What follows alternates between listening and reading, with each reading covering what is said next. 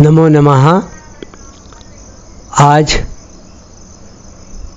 शनिवार दिनांक 7 सितंबर 2024 श्रीमद् भगवद गीता के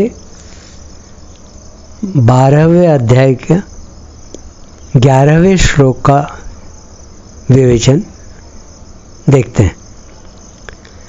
अथैतदप्यशक्तोऽसि कर्तुं मद्योगमाश्रितः सर्वकर्मफलत्यागं ततः कुरु यतात्मवान्। भगवान कह रहे हैं, अगर मेरे योग अर्थात समता के आश्रित हुआ तो इस पूर्व श्लोक में कहे गए साधन को भी करने में असमर्थ है तो मन व इंद्रियों को वश में करके संपूर्ण कर्मों के फल का त्याग कर। अथैतदप्य शक्तोऽसि कर्तुं मद्योगमाश्रितः।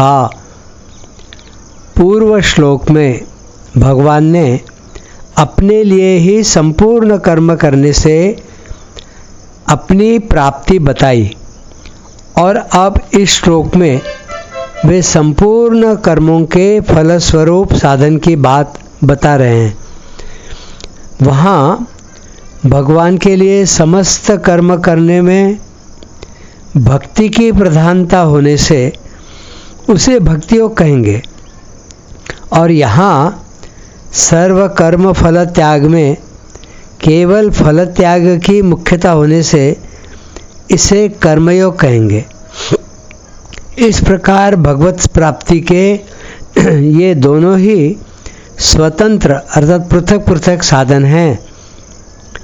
इस श्लोक में मद्योगमाश्रितः पद का संबंध अथैतदप्य शक्तों से के साथ मानना ही ठीक मालूम देता है, क्योंकि यदि इसका संबंध सर्वकर्म फल त्यागम कुरु के साथ माना जाए तो भगवान के आश्रय की मुख्यता हो जाने से यहाँ भक्ति योग ही हो जाएगा। ऐसी दशा में 10वें श्लोक में कहे हुए भक्ति योग के साधन से इसकी भिन्नता नहीं रहेगी, जबकि भगवान 10वें और 11वें श्लोक में क्रमशः भक्ति योग और कर्मयोग दो भिन्न भिन्न साधन बताना चाहते हैं। दूसरी बात, भगवान ने इस श्लोक में यतात्मवान अर्थात मन बुद्धि इंद्रियों के सहित शरीर पर विजय प्राप्त करने वाला पद भी दिया है। आत्म संयम की विशेष आवश्यकता कर्मयोग में ही है, क्योंकि आत्म संयम के बिना सर्व कर्म फल त्याग होना असंभव है।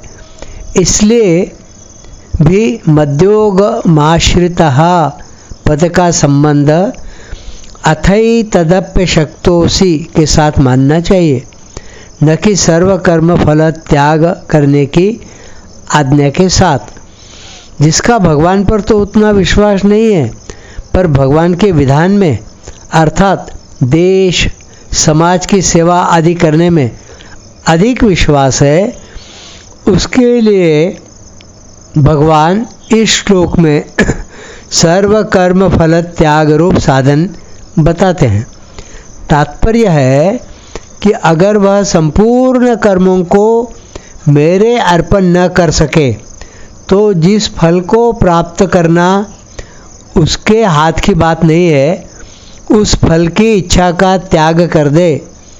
कर्मण्येवाधिकारस्ते माँ फलेषु कदाचन, भगवद गीता के 2वें अध्याय में यह बहुत जिस जानकारी में है ऐसा श्लोक आता है। फल की इच्छा का त्याग करके कर्तव्य कर्म करने से उसका संसार से संबंध विच्छेद हो जाएगा। सर्व कर्म फल त्यागम ततः कुरु यतात्मवान। कर्मयोग के साधन में स्वाभाविक ही कर्मों का विस्तार होता है, क्योंकि योग की प्राप्ति में अनासक्त भाव से कर्म करना ही हेतु कहा गया है। यह भगवद गीता के 6वें अध्याय में आए हैं। इससे कर्मों के फलासक्ति होने के कारण बंधने का भय रहता है। अतः यथात्मवान पद से भगवान कर्म फल त्याग के साधन में मन व इंद्रियों आदि के संयम की आवश्यकता बताते हैं। यह ध्यान देने की बात है कि मन व इंद्रियों का संयम होने पर कर्म फल त्याग में भी सुगमता होती है। अगर साधक मन व बुद्धि व इंद्रियों आदि का संयम नहीं करता तो स्वाभाविक ही उसके मन द्वारा विषयों का चिंतन होगा और उसकी उन विषयों में आसक्ति हो जाएगी।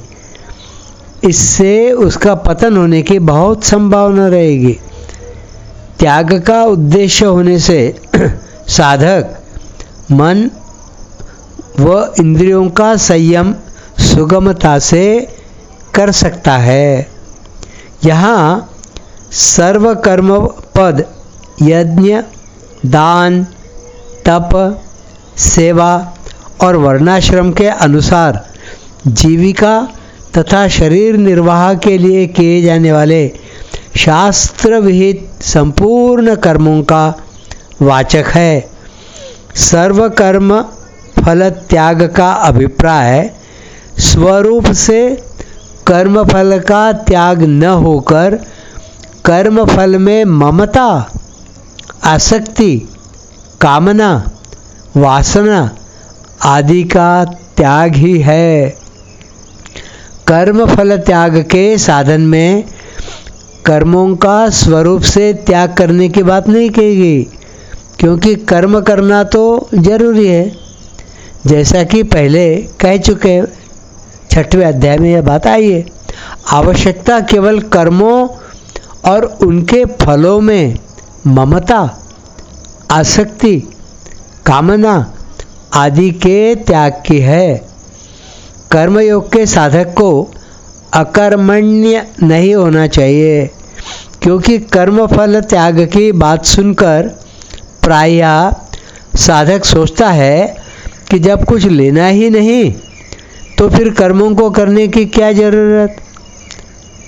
इसलिए भगवान ने दूसरे अध्याय के 47वें श्लोक में कर्मयोग की बात कहते हुए माते संगोस्त्व कर्मणि, तेरी कर्म करने में आसक्ति न हो, यह कहकर साधक के लिए अकर्मण्यता, कर्म के त्याग का निषेध किया है। 18वें अध्याय के 9वें श्लोक में भगवान ने सात्विक त्याग के लक्षण बताते हुए कर्मों में फलासक्ति के त्याग को ही सात्विक त्याग कहा है, न कि स्वरूप से कर्मों के त्याग को। फलासक्ति का त्याग करके क्रियाओं को करते रहने से क्रियाओं को करने का वेग शांत हो जाता है और पुरानी आसक्ति मिट जाती है।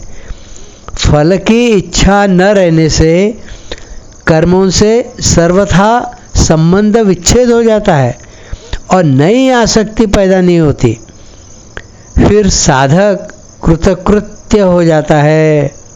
पदार्थों में राग, आसक्ति, कामना, ममता, फलेच्छा आदि ही क्रियाओं का वेग पैदा करने वाली है। इनके रहते हुए हठपूर्वक क्रियाओं का त्याग करने पर भी क्रियाओं का वेग शांत नहीं होता।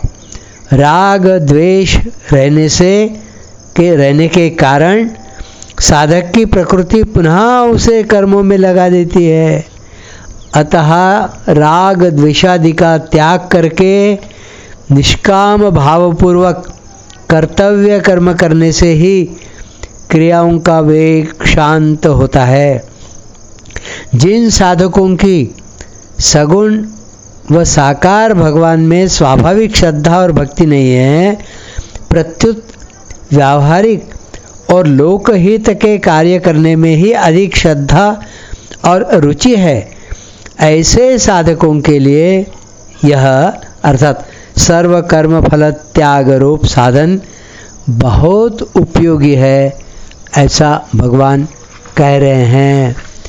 भगवान ने जहाँ भी कर्म फल त्याग की बात कही है, वहाँ आसक्ति और फलेच्छा के त्याग का अध्याहार कर लेना चाहिए, क्योंकि भगवान के मत में आसक्ति और फलेच्छा का पूरी तरह त्याग होने से ही कर्मों से सर्वथा संबंध विच्छेद होता है।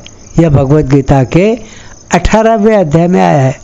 संपूर्ण कर्मों के फल अर्थात फलेच्छा का त्याग भगवत प्राप्ति का स्वतंत्र साधन है।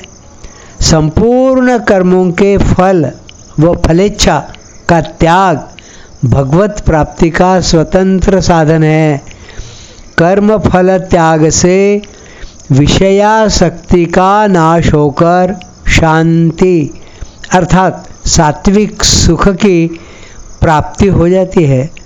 उस शांति का उपभोग न करने से अर्थात उसमें सुख बुद्धि करके उसमें न अटकने से वह शांति परम तत्व का बोध कराकर उससे अभिन्न करा देती है।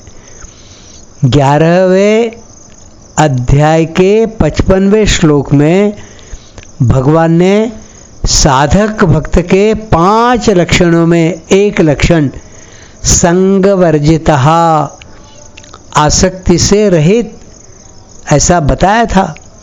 इस श्लोक में भगवान संपूर्ण कर्मों के फल त्याग की बात कहते हैं, जो संसार की आसक्ति के सर्वथा त्याग से ही संभव है। इस अर्थात सर्व कर्म फल त्याग का फल भगवान ने इसी अध्याय के 12वें श्लोक में तत्काल परम शांति की प्राप्ति होना बताया है। अतः यह समझना चाहिए कि केवल आसक्ति का सर्वथा त्याग करने से ही परम शांति अथवा भगवान की प्राप्ति हो जाती है। यहीं पर 11वें श्लोक का 12वें अध्याय का विवेचन समाप्त होता है। आज यही समाप्त करते हैं।